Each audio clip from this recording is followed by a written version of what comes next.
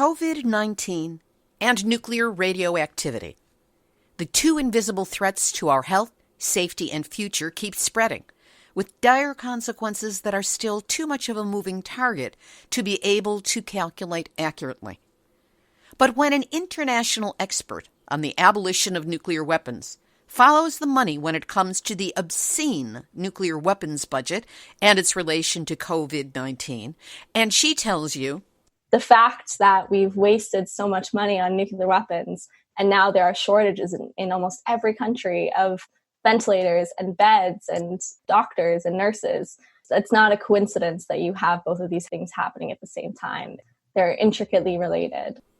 Well, when you hear about that COVID nuclear connection from the woman who researched it for the international campaign to abolish nuclear weapons, and you've seen the infographic that resulted, you begin to understand the magnitude of what we waste on these weapons of war and death, and gain yet another insight into that awful, dangerous seat that we all share. Nuclear hot seat. What are those people thinking? Nuclear hot seat. What have those boys been drinking? Nuclear hot seat. The corium is sinking. Our time to act is shrinking, but our activists are linking. Nuclear hot seat. It's the bomb.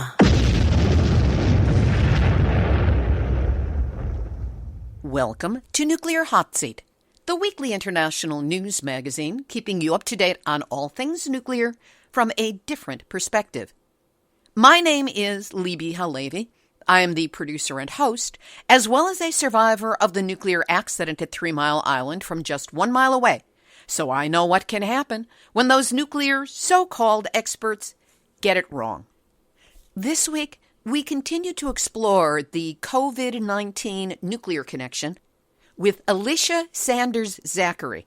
She is the Policy and Research Coordinator at the International Campaign to Abolish Nuclear Weapons, and the woman who came up with the dollar equivalency between nuclear weapons budgets and the resources necessary to fight the novel coronavirus pandemic. It's a piece of information that has been gaining international traction and blowing minds. We will also hear briefly from the front lines of the fight against nuclear weapons with Alice Slater of the Nuclear Age Peace Foundation and Susie Snyder of Don't Bank on the Bomb. We'll also have nuclear news from around the world, numbnuts of the week for outstanding nuclear boneheadedness, and more honest nuclear information than the nuclear industry wants you paying attention to as they continue their COVID-19 linked manipulations. All of it coming up in just a few moments. Today is Tuesday, April 7, 2020, and here is this week's nuclear news from a different perspective. The COVID-19 nuclear update begins with a focus on Limerick Nuclear, located only 35 miles or 56 kilometers from Philadelphia. This is based on a series of articles by Carl Hessler Jr. for The Reporter Online. Contractors working during a refueling project at the Limerick generating station are quote-unquote terrified that they are working in a breeding ground for COVID-19 and express concerns about the company's, Exelon's, safety practices during the pandemic. Contractors inside the facility, speaking as whistleblowers under anonymity, said that up to 1,400 contractors may have been summoned to work on the project and that the supplemental workers began showing up at the plants days before a Unit 1 refueling outage began on March 27. The workers interviewed claimed that social distancing measures of standing at least 6 feet apart were not being respected. Quote, there were no less than 100 people in the training room being processed, people literally sitting on top of each other, no one enforcing social distancing, said one. There were computer labs for people to take tests they need to get into the plant, people sitting at every computer elbow to elbow. And during shift changes, he said, people from both shifts congregated in the break room, standing room only, just packed in there. To date, there have been at least 3 confirmed and admitted cases of COVID-19 among workers at the plant. This before the Nuclear Regulatory Commission announced that they were no longer going to reveal the numbers of ill or testing positive people in any nuclear facility. Further reports from inside contractors claimed that the plant was running out of hand sanitizer and things were not being wiped down. Additionally, the Nuclear Regulatory Commission has been weakening worker fatigue rules at nuclear power plants and allowing workers to work 12-hour shifts and in some cases even 16-hour shifts per day, with an 86-hour work week poised to be approved. It is important for you to realize that the highest spike of radiation release that the public is exposed to comes during the refueling process in a 24 to 36-hour period on average when the rods are out of the nuclear reactor core but not yet in the spent fuel pool. The amount of radiation the public is exposed to is hidden by the NRC and the industry by averaging the radiation exposure numbers across a year, and not showing that the intense exposure comes in a 24 to 36-hour period.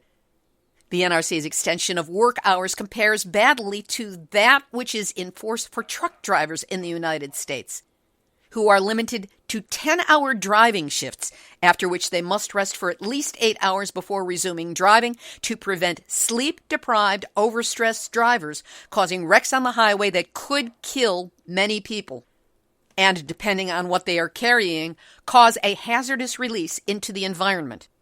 Compare that to what could be released if there were a nuclear accident, and don't say it couldn't happen because it already has.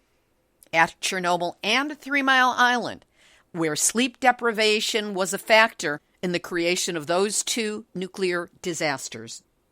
And what is playing out at Limerick is also on the agenda for 53 other nuclear reactors in this country that are facing refueling in the next 6 months. The safest course of action is to shut down all nuclear reactors now and leave only skeleton crews on site to do necessary maintenance. To hear definitive information as to why it is impossible to maintain COVID safety at any nuclear reactor facility, listen to last week's Nuclear Hot Seat number 458, an interview with Arnie and Maggie Gunderson of Fairwinds Energy Education. The nuclear-powered USS Theodore Roosevelt, from which Navy Captain Brett Crozier sent an urgent letter to the U.S. Navy asking officials to evacuate and isolate the crew as cases of coronavirus infection increased on the vessel, which led to him being removed from the ship and taken off command by Acting Secretary of the Navy Thomas Modly, who was himself then flamed by the pushback and forced out of his position. In the face of Crozier's bravery and also the fact that he has tested COVID positive, now comes word that the Navy cannot take all the sailors off of the vessel and leave it empty because it's loaded with weapons and a nuclear reactor. The Navy would have to keep about 1,000 sailors on board to keep the vessel's critical functions operational. And before he turned tail and left, Modly said, "You can't leave a nuclear reactor there running without anybody on the ship." Ya think? In Japan, the shortage of protective gear caused by the coronavirus pandemic has hit the workers at the melted-down Fukushima nuclear power plant, where they've needed personal protection equipment daily for years to guard against radiation. The 4,000 workers at the plant cannot always practice social distancing, as they must come close to each other to carry out the cleanup work.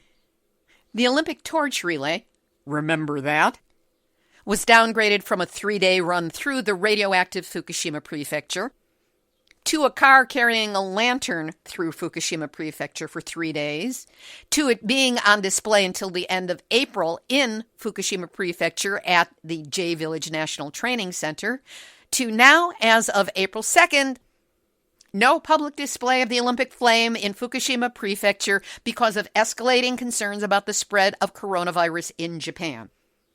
They take the virus seriously, but not that other longer-lasting invisible threat to life, the ongoing threat of radioactivity from the remains of the triple meltdown of the Fukushima Daiichi nuclear reactors. Well, we've got another year to work on them to see if we can get them to cancel it, this time for the reason of radioactivity. And now, Nuclear hot seat, nuclear hot seat, nuclear hot seat, nuts out a week. On April 2nd, 2020, the nuclear industry PR mouthpiece, the International Atomic Energy Agency, or IAEA, published a review of the management of treated water, meaning radioactive water, stored at the Fukushima Daiichi nuclear power plant in Japan. In it, the IAEA says that the two options under consideration for disposing of this water, discharge into the Pacific Ocean or via vapor release, that both of these methods are technically feasible. Well, that's great. You can technically do it. But should you? How about the human aspects of this problem? Talk to the fishermen. They don't want it. I mean, really, is the IAEA going out of its way to buy and cook and serve to its members fish that were caught around Fukushima Daiichi? I sincerely doubt it.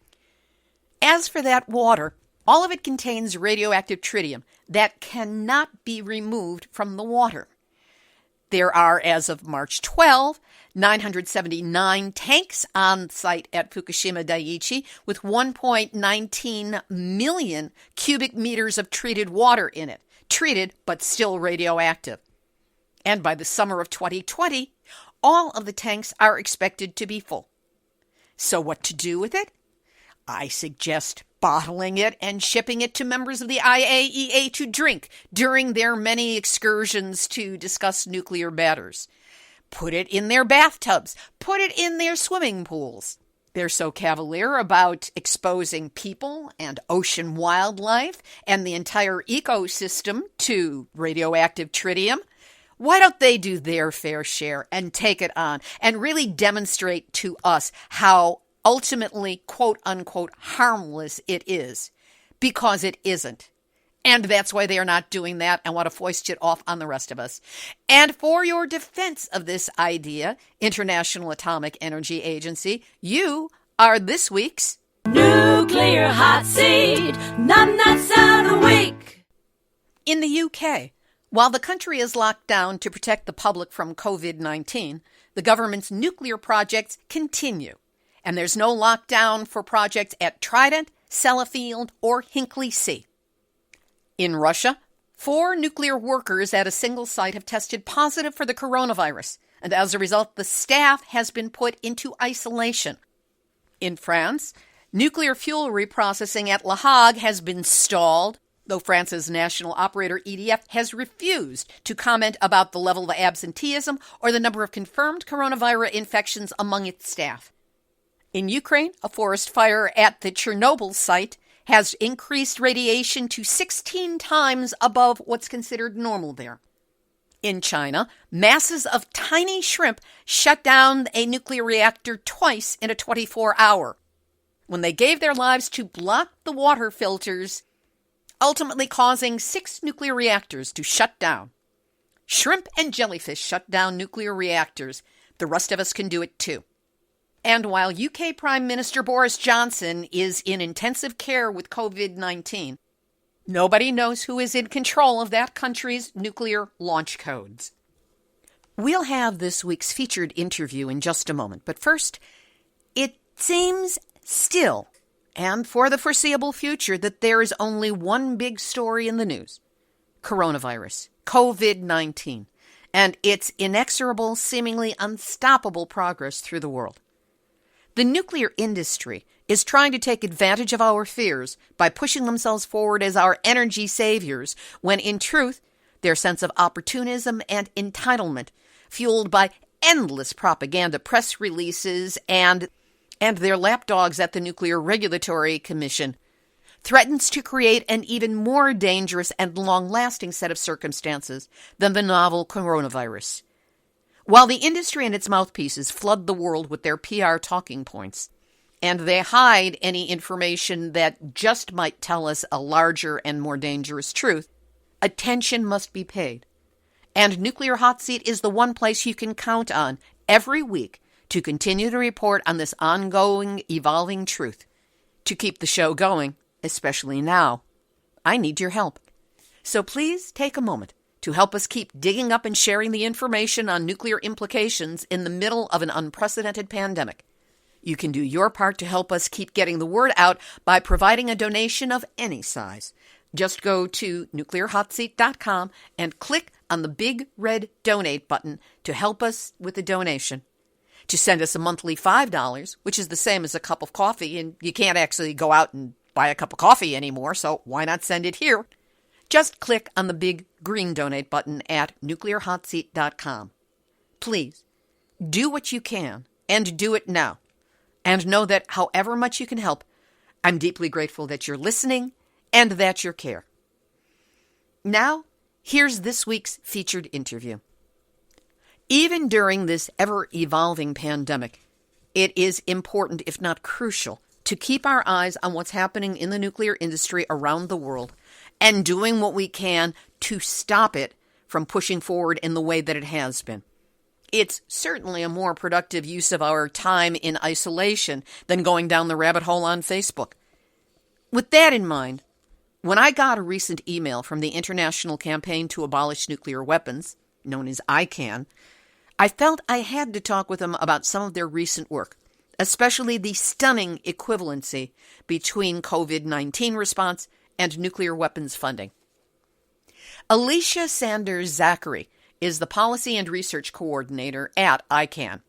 She directs and coordinates research on the Treaty on the Prohibition of Nuclear Weapons, the humanitarian impact of nuclear weapons, and general nuclear weapons policy. I spoke with her from her quarantine in her home in Geneva, Switzerland, on Monday, April 6, 2020. Alicia Sanders-Zakre, thank you so much for joining us here on Nuclear Hot Seat. It's my pleasure to be here. Thanks for having me. I regularly report on the work of ICAN for Nuclear Hot Seat, but this is the first time I've had anyone who has been from the Geneva headquarters on the show. So let's put some basics in place so that listeners can understand what ICAN is, how it came about, and what its goals are. ICAN is a global network of more than 500 partner organizations in over 100 countries, all with a common goal, which is to ban nuclear weapons, simply. But the long version is that in 2017, we worked to achieve the first treaty banning nuclear weapons adopted at the UN, and now we're working to get that treaty to enter into force. And once it enters into force, it'll become legally binding for all of the states parties to the treaty. So we currently need 14 more countries to join on to the treaty, and we have a team of campaigners in all of these different countries working with their cities, working with their members of parliament to try to get the federal government to join on to the treaty. On the other side, we also have a team, and this is a lot of the work that I do as the policy and research coordinator, working to stigmatize nuclear weapons and take forward the provisions of the treaty, even in countries that don't support the treaty, to engage different members of the community that don't support nuclear weapons and try to change the perspectives of those who do. I know that recently there were hearings in New York City with the city council about having New York City come out with a very clear statement against nuclear weapons. Yeah, that's been a really exciting development. And we've seen these kind of resolutions coming up in local governments and state governments all around the world. You know, in the United States, for example, we have a specific website dedicated to cities that have called on that have adopted resolutions calling on the federal government to join the Treaty on the Prohibition of Nuclear Weapons. It's, amazing, even though I work on this all the time, for me to see the list of cities that have joined, including the nation's capital, for example, Washington, D.C. And there's been some really exciting legislation in New York also about looking into divesting from nuclear weapons companies, which is another really important symbolic and real measure to show that companies and governments don't support nuclear weapons. We're going to talk a little bit about the organization and how it functions and how you are in connection with other programs and other groups. I'd like to know about you. How did you become involved with ICAN, and were you involved with these issues before the organization? Yep. So I've been working on nuclear disarmament now for the past several years, since I started volunteering in university for some really excellent nuclear disarmament campaigners. I went to school around Boston and had the privilege of working with the American Friends Service Committee as a student volunteer. And that's when I really started learning about nuclear weapons.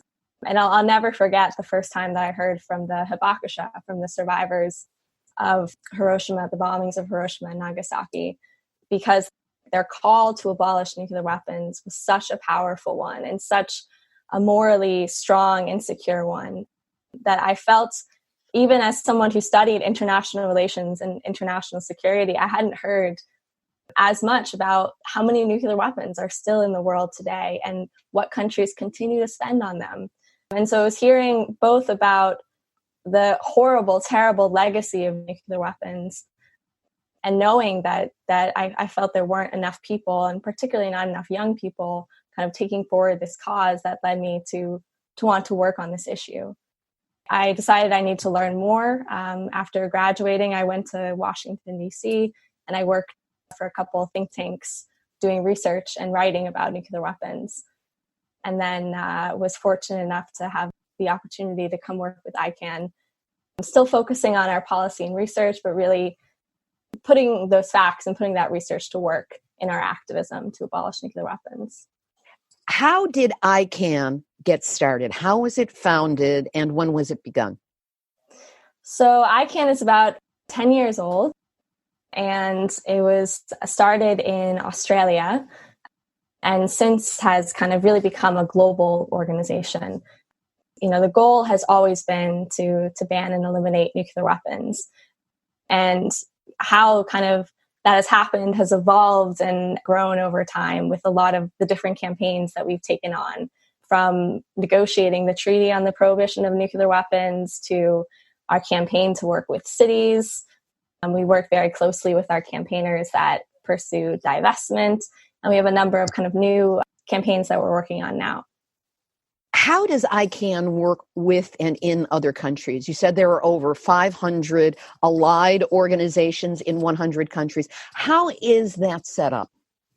I mean, I think one of the most exciting things for me coming to work for such a global organization was seeing how all these different national chapters can work together for a common goal. It's very interesting to see how within this global network, there are regional calls, there are regional strategy, and there's national strategy, and there's even subnational strategies in some of our larger countries.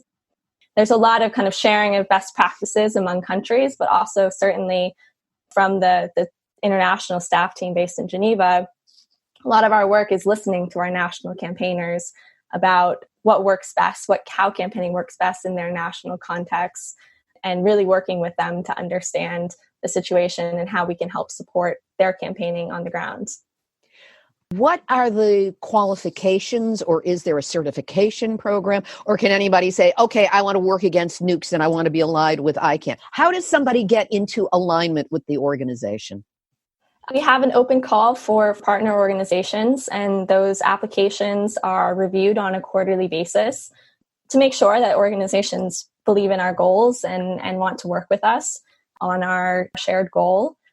We actually just accepted about a week ago a new round of partner organizations. It's always really exciting to see new groups join the fore, including the Union of Concerned Scientists based in the US just joined ICAN. So we're really looking forward to working with them and all the other new partner organizations. I'm surprised that the Union of Concerned Scientists took this long to join with you. Well, we're glad to have them. And what about your work with two groups that I have covered on the show, which are Don't Bank on the Bomb and Back from the Brink? Yeah, I mean, it's really excellent to work with both Don't Bank on the Bomb and the Back from the Brink campaign. You know, as the research coordinator with ICAN, part of my role is producing new research, but it's also amplifying the research that our partners are already doing. The really great research, including, of course, the Don't Bank on the Bomb report, which is a really exciting, in some ways, tangible marker of the stigmatization of nuclear weapons when you look at the banks and pension funds that have divested from nuclear and how policies have really changed over the years. It's really exciting to see the work that Susie does. We all kind of defer to her as our resident divestment experts. And of course, the Back from the Brink campaign has been doing a lot of really great national resolution work within the United States that we also work with, as I mentioned earlier. Denise Duffield here in Los Angeles from Physicians for Social Responsibility has been very active in that, and we've spoken several times about it. Now, you did touch upon ICAN having a position with the United Nations in putting forth and getting passed the treaty to prohibit nuclear weapons. Talk to me about what that process was like so that we can understand what it took and what the involvement of the organization was.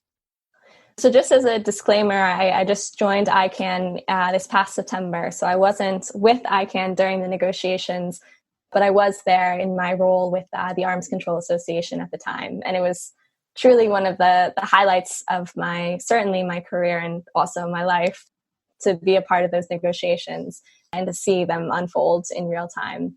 It was really an amazing thing to witness, given that, sometimes UN meetings can feel a bit stale. It's a lot of people coming together sometimes and reading prepared statements from the floor. And I reported on these meetings for Arms Control Today when I was working at the Arms Control Association. And I had to really struggle to write kind of new headlines often and think about how to frame this in an exciting way. But the Van Treaty negotiations really weren't like that at all. Every day was these unprecedented challenges of how to write a treaty text, of how to properly address the suffering posed by nuclear weapons use and testing and in victim assistance and environmental remediation clauses. Beatrice and I just produced a video for International Women's Day about gender and nuclear weapons, and we talked about the groundbreaking provisions in the treaty to provide gender-sensitive assistance for victims of nuclear weapons and to recognize the gendered impact of nuclear weapons in the treaty. It was also exciting, on that line to see all of the really strong female leaders, to see Elaine White Gomez as the conference president and how gracefully and expertly she shepherded the negotiations all throughout. So, I think it was really an inspiring experience to see the treaty come into form and to see all of the expert inputs that made the treaty what it is. I wasn't able to be there on that day, but I was certainly listening and watching online. And Heidi Huttner, who's with Stony Brook University and is very active in ecofeminism issues, was there that day. And I caught her 15 minutes after passage. So I caught all of the excitement that was in the room for the show. Yeah. It was quite thrilling. Now, it's in the ratification process. It passed the United Nations, but it has to be ratified by, I believe it's 50 different nations. Where do we stand with that, and what's the latest piece of news here? Currently, the treaty has 81 states that have signed it and 36 that have ratified it. So 14 more states need to ratify to reach the 50 threshold. The most recent ratification was Namibia just a couple weeks ago. This is another, I think, really fascinating process to see from the inside, to see how many governments are working to ratify it as we speak. There's all of these ongoing internal processes within different countries and a lot of enthusiasm and excitement to join this treaty, especially to be one of the first 50 to make it enter into force. So, it's always really great to hear from my colleagues who are working directly on entry into force about kind of the latest update from this country or that country and how close they are to getting it, the final instrument of ratification deposited. It's a fast-moving process, and we're hoping to reach that 50 soon. Namibia was just a few weeks ago, and I have to say, in a time when we've not been getting a lot of very good news to cheer, that was a very good piece of information. In 2017, in large part because of the work that was done to gain passage of the treaty at the United Nations, ICAN received the 2017 Nobel Peace Prize. What difference, if any, did that recognition make to the organization and the furtherance of your goals? Again, speaking just since the organization after the Peace Prize was awarded, but having seen kind of the process unfold and actually having talked to ICAN colleagues around that time, I've heard Beatrice say a lot. It's really exciting to see that such a large group of people and such a campaign can share this award and this achievement, and that it's not just one person. It's not just Beatrice Finn or someone else in the staff team who did this, but it's this enormous coalition of activists who really cared about this goal, who were able to create a treaty and make such lasting change. So I think having so many people be able to be a part of this award and this achievement was one really exciting thing. I think another is certainly getting more attention to our goals and our objectives. But I think one of the most rewarding things was being able to share it with so many people. And has this helped with your international visibility for your campaign? And certainly there was an infusion of money that came. How has that changed or enlarged the ability of the organization to reach out? It certainly helps. There's no denying that. It's also, a recognition that this work is important, but also that we need to continue it. And something that can be really exciting about that I think the Nobel Prize Committee tries to do is to give the award to people who can really use it and put it to good use. And so to have that recognition to be able to continue the work, I think is really important. It certainly would have helped if it had turned up on the cover of Time or Newsweek magazine, but unfortunately it didn't. However, there's still that possibility in the future. You're not limited to just one Nobel Peace Prize. Now, as I've been reporting on Nuclear Hot Seat for several weeks, COVID-19, the novel coronavirus, is playing out in some dangerous ways in the nuclear industry. I can certainly speak to those here in the United States, and these are problems with safety, regulation changes, refueling of reactors, and the safety of on-site workers. What, if any, differences has ICAN discerned in the way COVID-19 has influenced the nuclear weapons industry and the countries that have the weapons? Well, I think what we've been kind of concerned to see is that there is, even when it becomes so abundantly clear that nuclear weapons do not provide security or safety for Americans from the threats that we're facing today, the defense industry continues to rely on these weapons. We saw just a few days ago, there was a tweet from the U.S. Defense Department saying that we continue to rely on our nuclear weapons and to modernize our nuclear weapons to provide safety and security for the American people. And we always hear this and we always say that it's clear that these nuclear weapons are not protecting us from anything. And they're just draining resources and draining money that could be spent helping Americans face the real threats and helping the world face the real threats that we face from pandemics, from climate change, you name it. And it just becomes more clear now, if it wasn't before, that nuclear weapons don't serve to provide anyone's security.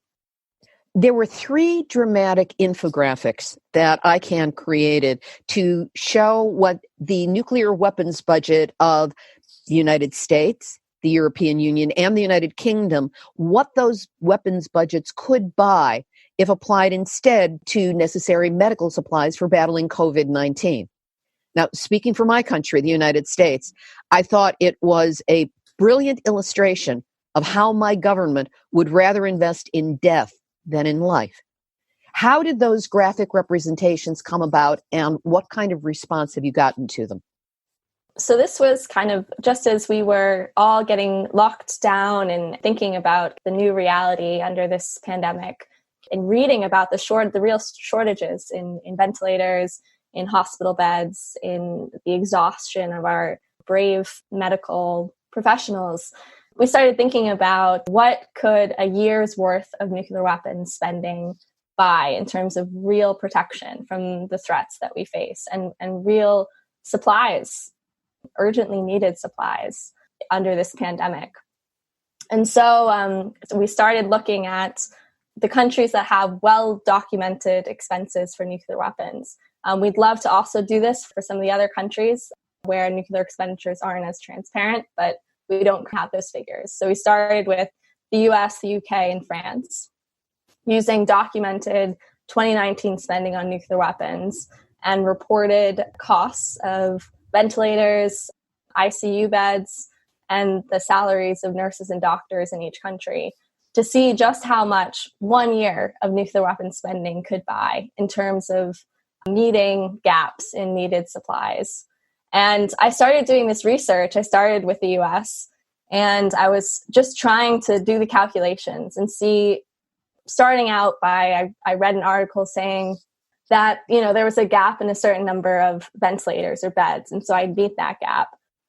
And then I still had like half of the money left over. And I was messaging my colleagues and I was like, I can't even spend all this money if I wanted to. And so I was just doubling the numbers of supplies that I had initially set out, thinking that surely we can't buy this many ventilators. We can't buy these many ICU beds at tens of thousands of dollars each. And it was really astonishing, even as I say, even as someone who works on this every day, to see just how much money we're throwing away.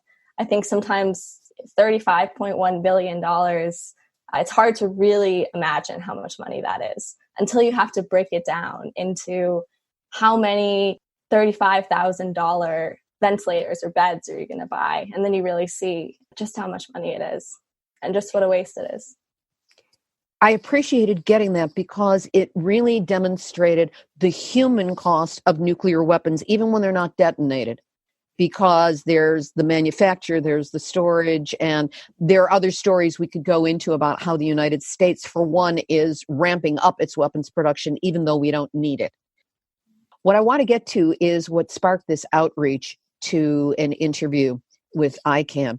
And that is the email that you sent out that did have those infographics, but it seemed to frame certain things as being, if not hopeful, at least what we can do to not only keep our spirits up, but to be useful and productive and anti-nuclear in this period of time when we're all suddenly not in the middle of our usual diversions, be it work, be it what we do for play, be it just being able to do what we want to without being paranoid about what might be floating in the air. What were some of those points that were brought up by ICAN? Sure. I mean, this is something we've been thinking about a lot, is how do we take forward our work in this new normal? Because, I think as these graphics and this research makes clear, it's ever more important to be fighting against nuclear weapons in this time. And we also published an op-ed by several doctors, members of the ICAN community who are doctors, who are saying why they fight for nuclear disarmament and why it's such an important issue, even now in the midst of a pandemic. So we want to send out some tips and help our members continue their work and continue this fight and activism, even in these challenging times. We've thought a lot about how to, first of all, turn some of our work online. So, for example, as we mentioned in this letter, usually we celebrate ratifications and new signatories in person. And, there's an opportunity for a picture, for the signer to be able to kind of see the Nobel Peace Prize and kind of celebrate with a member of the ICAN team. But given these unusual circumstances, that celebration was moved to a Zoom call. We last fall about U.S. university involvement in nuclear weapons, and I was hoping to speak to some universities in person this spring, since we've kind of moved some of those events online. So I'll be speaking via teleconference to a class that has classes online. So there are a lot of these opportunities to move events online. But we're continuing to listen and learn from other activists and hear about how folks are adapting to this new situation and continuing their work in this new setting. We're still in early days with the COVID pandemic, and it has overwhelmed our attention, our thinking, our emotions. how do you propose that we keep people's attention on the nuclear agenda? In your case, weapons, in my case, the entire range of issues. But how do we keep our focus on that long-term invisible threat to our life and our health and our safety when we're facing a much more short-term and invisible threat to our life and our health and our safety? I think it's not so much an either or. And I think, we've also been very careful in telling our campaigners, especially, of course, campaigners who are members of frontline communities like doctors and nurses, grocery store workers, and all those folks who have to keep going out and exposing themselves to risks, to take it easy on themselves and to understand this is a new situation and we're all adapting. So I think starting off with that and saying that as much as we are looking for new ways to campaign in these times and to be creative and continue our work, it's also important to acknowledge that it's stressful and everyone's dealing with a new situation. But I think we also have to recognize that these issues are so intertwined and so related. And we just had a really inspiring conference in Paris in February, bringing together activists and artists and scientists to talk about how to make a change and how different movements make changes and what we have in common. So I think in this really challenging time, we can recognize that the fact that we've wasted so much money on nuclear weapons, and now there are shortages in almost every country of ventilators and beds, and there aren't enough. There's a shortage in the National Health Service in the US, in the UK, of doctors and nurses. It's not a coincidence that you have both of these things happening at the same time. They're intricately related. So in order to be better prepared to fight a pandemic in the future, we need to seriously reconsider national security priorities in the minority of countries that have chosen nuclear weapons. Just trying to see, this is off interview right now. Is there anything you can think of that you would like to or need to get to that we haven't covered? I don't think so. I mean, I think, is there, you're based in California, is that right? Yes, I am. If there is, if you'd like to call on kind of your area to support a resolution on the ban treaty or something like that. I think Los Angeles already has. Oh, great. I think so. Yeah, but they have. Yeah, okay. So, but I'm in a little town-ish area of Los Angeles called Tahunga, and we don't have a city council here, but, if I ever get to a Chamber of Commerce meeting again. But I know that there are lots of little towns in California because we're so aware because of San Onofre and Diablo Canyon. Right now there is absolute, I don't know if you're aware of what's happening, that 54 nuclear reactors in the United States need to be refueled in the next 6 months, which requires bringing in between 1,000 and 1,500 workers. And 2 weeks ago, I had a report on how many workers were reported to already be ill or have tested positive at nuclear reactors. And 3 days later, the NRC said, we're no longer reporting those numbers. And apparently workers on site are panicking. So, but anyway, that's like a whole other thing. Let me just see what I have here. I took a couple of notes. I'll want to have the link to the doctor's op-ed that they posted. Yeah. Okay. And it's, and if people, you send out, it's a newsletter or an email that people can sign up for, just so I can do this in the roundup. Yeah, I think the general newsletter, I think it's just if you go to our website, I should probably check it now, but I think there's just a way to sign up for updates. I also do a policy research newsletter. Yeah, if you just go to the general website and click I'm in on the front page. And it's ICAN or ICANW? ICANW.org. I guess ICAN was taken or something. I don't know the full story there. Yeah, that one would have gone real early. Yeah. Okay, so let me just leave a little break so I've got a visual on this, and we'll close this out. Great. Okay, I'll wait till the noise is gone. Alicia, I really appreciate the thoroughness of the information you shared and taking your time. Now, if people, and providing your time to Nuclear Hot Seat this morning. Now, if people want to sign up for your emails and any other announcements that come out from ICAN, where can they go and what do they need to do? Sure. You can just go to the ICAN website, which is icanw.org/join. And there you can sign up, and we send out kind of regular updates on our activities. I send out a policy and research newsletter that you can also sign up for on our website if you're interested in that. That's a separate sign up? Mm-hmm. Yep.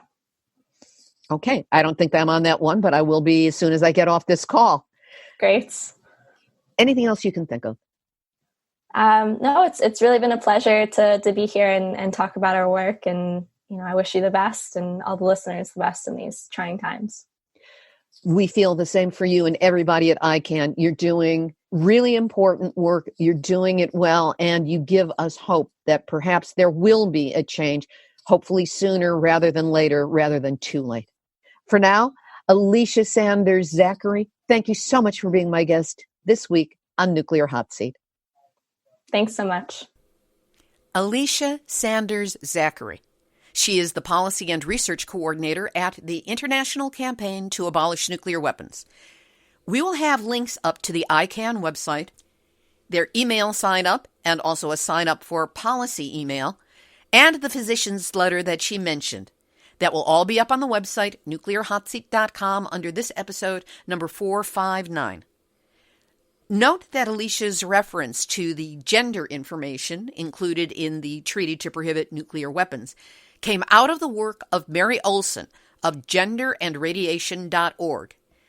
If you'd like to learn more about that cornerstone information and Mary's crucial work, we have an interview with her up on our website from Nuclear Hot Seat number 456 on March 17, 2020. To give you an idea of what it's like to actively lobby to get governmental support for the Treaty to Abolish Nuclear Weapons, I have a great sample for you to hear. As I mentioned during the interview, there was a hearing in front of the New York City Council on January 30th, 2020, to convince the city to officially support the treaty. Alice Slater is a longtime anti-nuclear activist and a member of the board of the Nuclear Age Peace Foundation. She was one of those who spoke to the city council. She only had 2 minutes, but Alice packs a powerful punch. Give a listen to her testimony. Oh, my name's Alice Slater. I just want to thank you for this wonderful initiative and proceeding.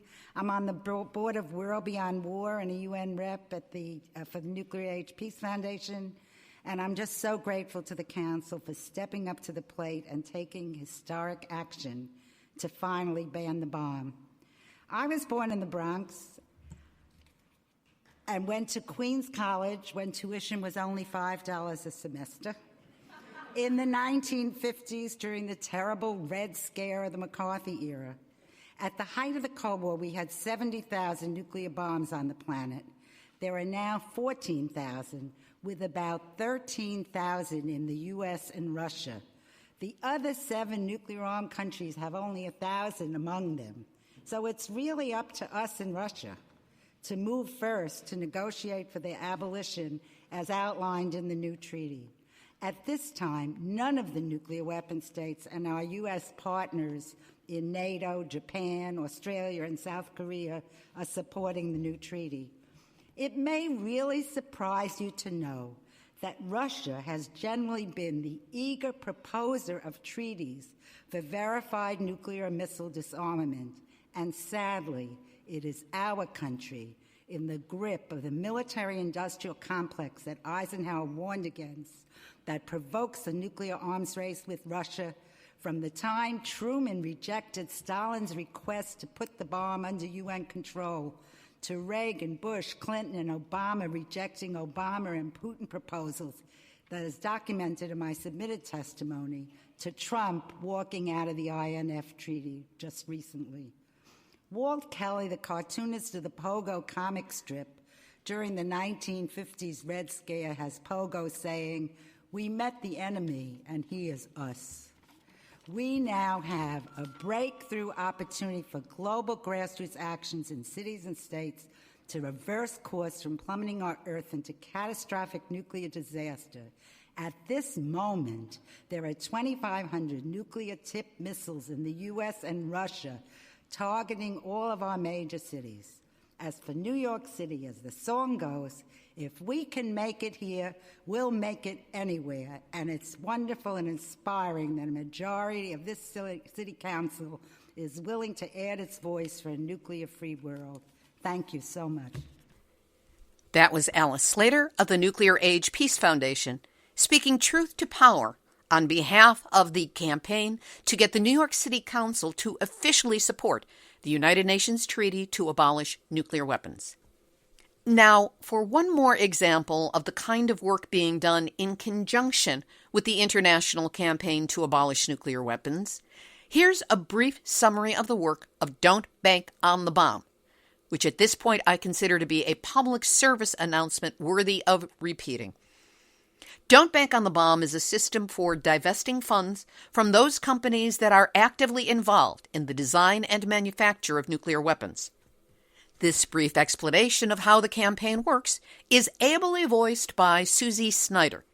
She coordinates the research, publication, and campaigning activities for the group and is on the steering committee of ICAN.